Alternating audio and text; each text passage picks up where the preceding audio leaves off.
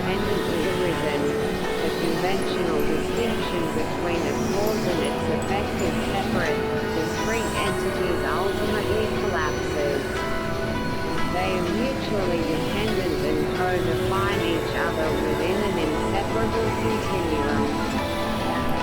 Thus, sunyata can be understood as the ontological ground that makes a non-dual conception of causality not only possible but also necessary for a deeper understanding of reality.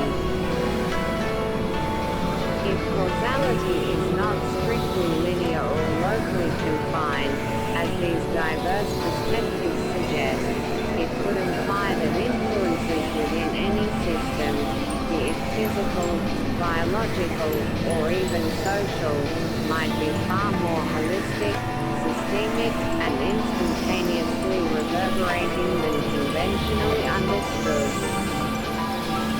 This opens up avenues for re-examining complex systems, consciousness, and societal dynamics, although such extensions must be approached with considerable caution and methodological rigor to avoid unwarranted leaps of inference. C. The nature of reality, emptiness, illusion, and quantum indeterminacy.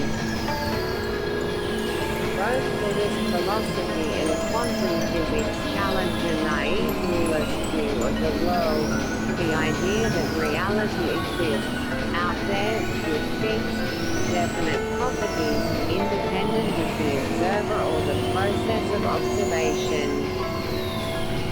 Buddhist thought, through concepts like sunyata and maya often translated as illusion, suggests that conventional reality, as we perceive and experience it, is not ultimately real in the way it appears.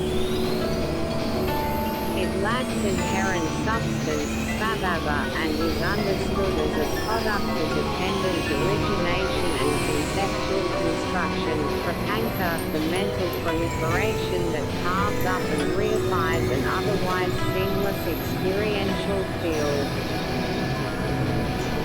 Nagarjuna, for instance, described origination, existence, and destruction, the very processes of phenomenal reality, as being like Maya, dreams, or a fairy castle, not to deny their conventional appearance but to highlight their lack of ultimate, independent solidity.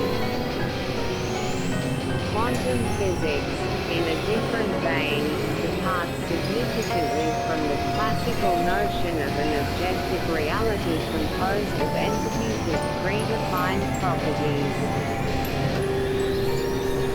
Phenomena such as superposition, where particles can exist in multiple states simultaneously until a measurement is made, and the observer effect where the act of measurement inevitably influences the outcome and the state of the observed system, suggests that reality at the quantum level is fundamentally indeterminate and contextual.